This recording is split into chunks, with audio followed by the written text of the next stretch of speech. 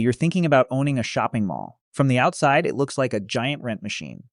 Hundreds of storefronts, packed parking lots, food courts, kiosks, and customers moving through the building all day. But a mall can appear busy, report high occupancy, and still struggle to produce enough cash after maintenance. Tenant incentives, taxes, insurance, redevelopment, and debt payments. This breakdown will show what a shopping mall may cost to buy or build, how the property earns revenue, where the money disappears, and why the most important asset is not the concrete. It is the flow of people through it. The first mistake is treating a shopping mall like an oversized apartment building. A mall is an ecosystem. Each tenant affects the value of the tenants around it. A restaurant can extend evening traffic, a cinema can create weekend demand, and a popular anchor can pull shoppers past smaller stores. An empty department store can weaken businesses that never missed a rent payment. You are purchasing a network of leases, traffic patterns, operating obligations, financing terms, and local consumer habits. That distinction matters before price. A regional mall may contain around 1 million square feet, multiple buildings, parking structures, loading areas, utility systems, roads, landscaping, and common spaces that never directly pay rent. Ground-up development can require 9-figure capital after land design, permitting, construction, financing, tenant improvements, and pre-opening costs. Redevelopment can also be expensive because old retail boxes may need demolition. New entrances, upgraded utilities, and different circulation patterns. Mall avoids full construction, but you inherit yesterday's decisions. The roof may have been patched instead of replaced. Older leases may contain below-market rent, restrictive clauses, renewal options, or landlord obligations that survive the sale. A low price can mean opportunity, distress, or both. The seller may be transferring a building and a backlog of problems absent from the brochure. Physical due diligence also matters. Engineers may inspect roof structures, drainage, elevators, escalators, fire protection, electrical capacity, chillers, parking surfaces, and environmental conditions. The question is not only what is broken today, but which systems are approaching the end of useful life and how much replacement cash should be reserved. This channel examines businesses and income-producing assets from the owner's side. Purchase cost, financing, revenue, expenses, cash flow, workload, and risk. Shopping malls are especially useful because they demonstrate a rule that applies across business ownership. A large revenue number tells you very little until you understand what must be spent to protect it. Start with the acquisition. Mall pricing varies too widely for one national average to help. A dominant property near affluent households, strong employment, tourism, and limited competition can be worth many times more than a similar building in a shrinking trade area. Public filings show large regional properties selling for dramatically different amounts. Expected income, tenant quality, redevelopment potential, debt, and risk create the difference. Studies the trade area before admiring the building. How many people live within its draw radius? Are household incomes and population growing? Where are competing centers and major employers? Which roads and transit links deliver traffic? A renovated mall can still fail if the surrounding market cannot support retailer sales. The neighborhood is part of the asset, then comes the lease audit. Every occupied storefront should be examined for base rent, expiration date, renewal rights, sales reporting, expense reimbursements, exclusivity restrictions, termination rights, and co-tenancy provisions. The rent roll may show 90% occupancy, but that headline does not explain whether leases expire next year, whether tenants are paying temporary discounts, or whether a large portion of the occupied space contributes very little rent. Occupancy measures space. It does not measure economic strength. Lease economics also include money paid to attract tenants. A landlord may fund construction allowances, brokerage commissions, free rent periods, moving costs, or marketing support before a new store begins paying full rent. A signed lease can therefore represent future income while producing negative cash flow during design, construction, and opening. Public mall filings report substantial tenant allowances associated with newly executed leases. Changes the experience too. A private investor who buys one mall may have most of their capital exposed to one local market. A public real estate investment trust can own many properties, centralize leasing and management, and spread tenant failures across a portfolio. Under U.S. tax rules, a qualifying REIT generally must distribute at least 90% of its taxable income, with specific adjustments to preserve its status. That does not make the business effortless. It changes how investors participate and how the company allocates capital. Venue engine. The first layer is minimum rent. Most smaller mall tenants pay a fixed amount based on leased areas, usually quoted annually per square foot. Strong brands in high productivity centers can support much higher rents than local tenants in weaker properties.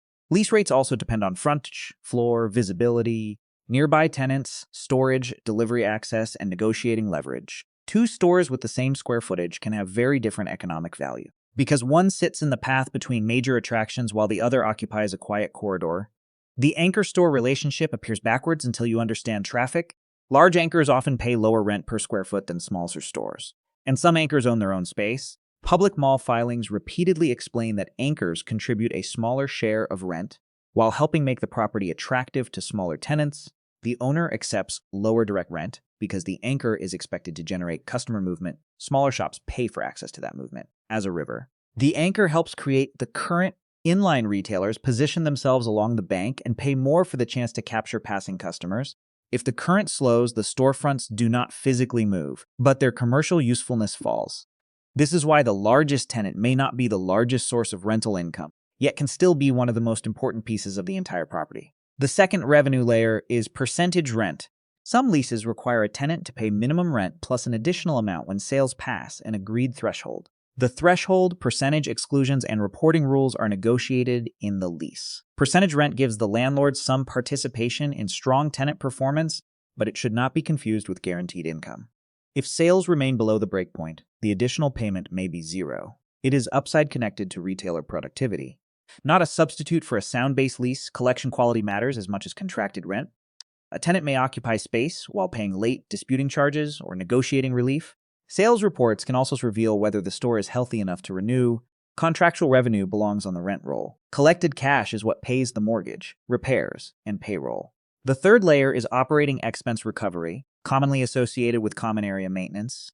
Depending on the lease, tenants may reimburse shares of cleaning, security, landscaping, utilities, taxes, insurance, management, repairs, or other eligible expenses.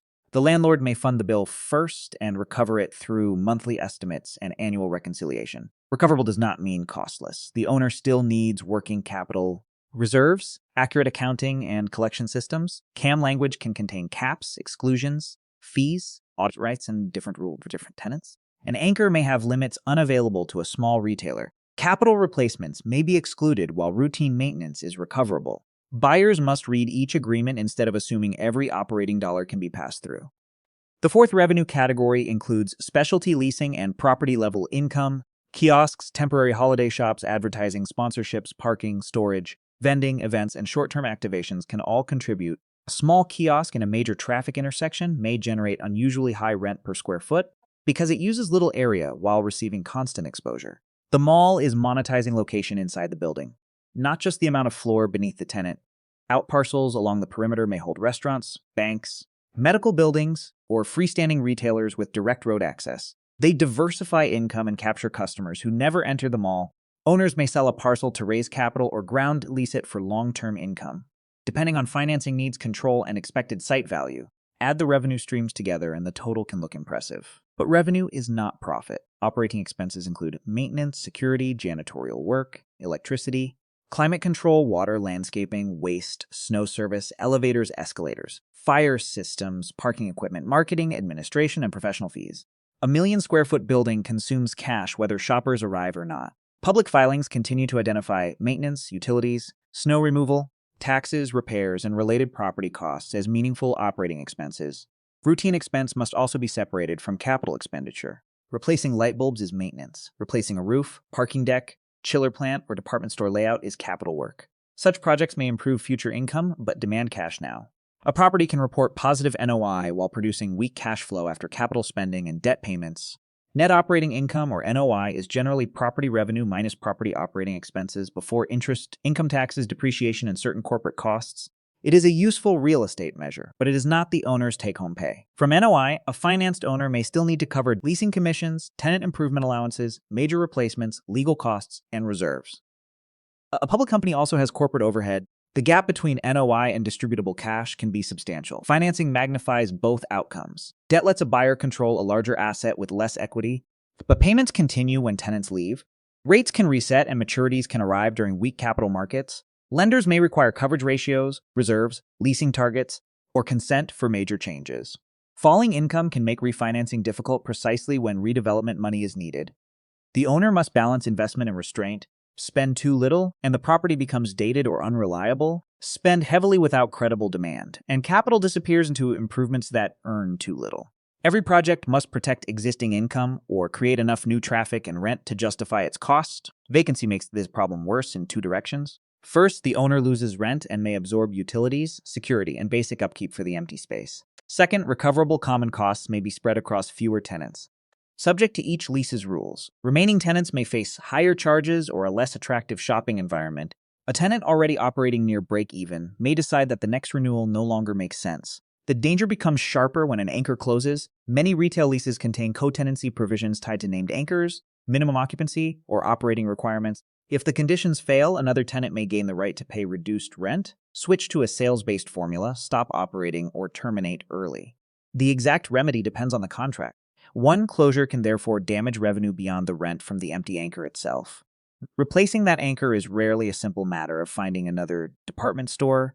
The space may exceed 100,000 square feet, have limited exterior entrances, outdated loading, unusual ceiling heights, and utility systems designed for one user. Dividing it into a grocery store, gym, entertainment venue, restaurants, medical offices, or smaller retailers may require major construction and local approvals. During that period, the box can generate little income while remaining insured, secured, and maintained.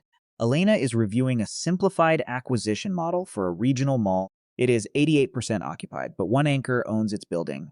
Another pays low rent under a long lease, and several smaller tenants receive temporary discounts. The headline looks healthy. The lease schedule reveals fragile income. Her model begins with $12 million of annual property revenue. Operating and unrecovered costs total $5 million, leaving $7 million of NOI. That is not owner income. Debt service requires $4 million, while planned tenant improvements, commissions, and reserves use another $2 million. Only $1 million remains before ownership level taxes and surprises. Then the weak anchor closes.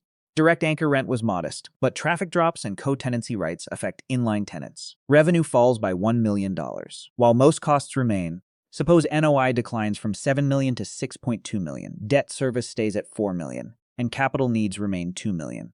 The cushion shrinks from $1 million to $200,000. One repair can erase it. This educational model is not a forecast. It shows why purchase price alone cannot determine affordability. Elena must ask whether cash flow can survive tenant disruption, capital projects, and debt at the same time. Durability often depends on the size of that cushion. Mall design exists to protect that flow. Entrances, escalators, food, seating, restrooms, sightlines, and anchor placement influence how customers move. A successful plan distributes attraction so shoppers travel past many storefronts instead of entering one door, visiting one tenant, and leaving. Retailers care about total traffic, but they also care about where that traffic goes, how long customers stay, and whether the visitors match the retailer's target market. Public mall filings describe anchor configurations as being designed to maximize customer traffic for smaller stores. A full parking lot can still mislead. Cinema customers may arrive after stores close. A fitness center can create morning visits without producing fashion sales. Street-facing restaurant may generate little indoor circulation. These uses can be valuable, but the owner must know whether they contribute rent, shared expenses, cross-shopping, or all three. Customer count is not automatically productive traffic. Seasonality complicates the picture. Holiday periods can lift retailer sales, temporary leasing, and percentage rent. Bad weather, school calendars, tourism, and local events can change weekly patterns. The owner must carry payroll, security, insurance, utilities, and debt through quieter months even when revenue concentrates later in the year. Working capital matters because profitable annual results do not guarantee comfortable monthly cash flow. Online retail added another layer of competition. U.S. Census data reported that e-commerce represented 16.9% of total retail sales in the first quarter of 2026. That does not mean physical retail disappeared. Most retail spending still occurred outside e-commerce, but digital shopping removed the mall's old monopoly on easy comparison. A customer can search inventory, compare prices, read reviews, and place an order without traveling across town. The malls best positioned to compete are usually not trying to recreate the same tenant mix from decades ago. They combine retail with dining, entertainment, services, fitness, healthcare, offices, hotels, housing, public space, and community events. These uses give people reasons to visit that cannot be placed in a delivery box. They also create different traffic periods, reducing dependence on one shopping occasion.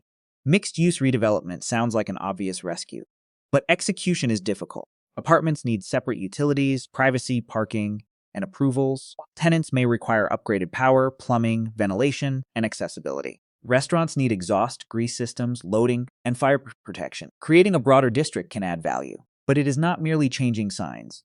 Other parties may control pieces of the site. An anchor can own its building and parking rights. Reciprocal easement agreements may govern access, signage, maintenance, hours, and construction. Lenders may hold consent rights, while cities may require zoning changes and traffic studies.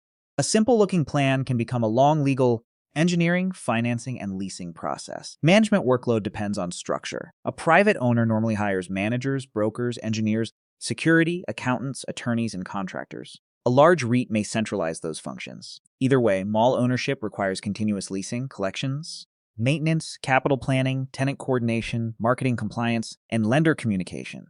The owner's most valuable operational skill may be tenant mix management. Too many similar stores divide the same customer demand. Too many low-rent uses can weaken income. Too many expensive boutiques may not fit local households. A balanced property needs tenants that attract tenants that convert visits into rent, and tenants that keep customers on site longer. The ideal mix differs by market, and it changes over time. Break-even is not one occupancy percentage. It is the collected revenue required to cover operations, unrecovered expenses, debt service, leasing costs, recurring capital, and ownership overhead. High contractual occupancy can still miss break-even when tenants do not pay. Rents are discounted or capital needs are large. A smaller center may produce stronger cash with better rents and lighter operating demands.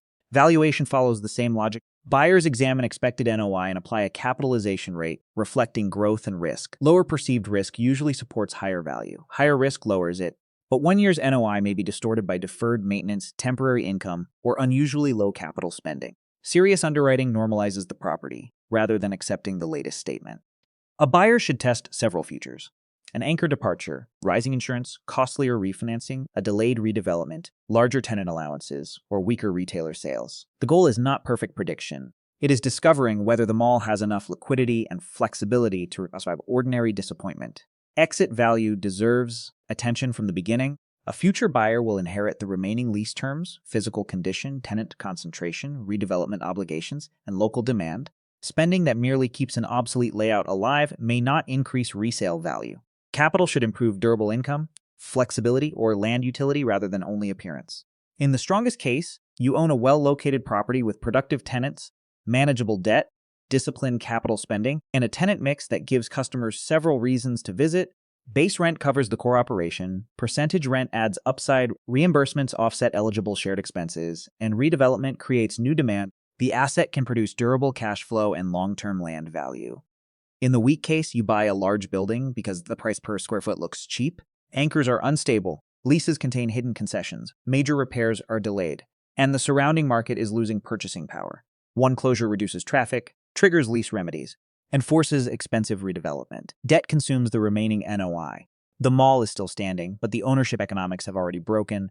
That is why a cheap mall can be more dangerous than an expensive one. The inexpensive property may require the buyer to solve declining demand, outdated design, tenant concentration, deferred maintenance, and financing pressure simultaneously. The expensive property may already possess the traffic, brands, location, and lease strength that make its income more defensible. Price matters, but price without context is not value. So, does owning a shopping mall work? It can, but not because the building automatically collects rent. It works when the owner protects a complicated chain. Attractive tenants create visits support retailer sales, sales support rent supports maintenance and debt, and disciplined investment keeps the property relevant. Break one link, and the damage can spread far beyond a single empty storefront. A shopping mall may look like a collection of stores beneath one roof. Economically, it is a machine that converts human movement into rental value. The walls organize that movement, the leases divide the value, the expenses keep the machine running. And the owner's real job is to make sure people still have a reason to walk through the doors.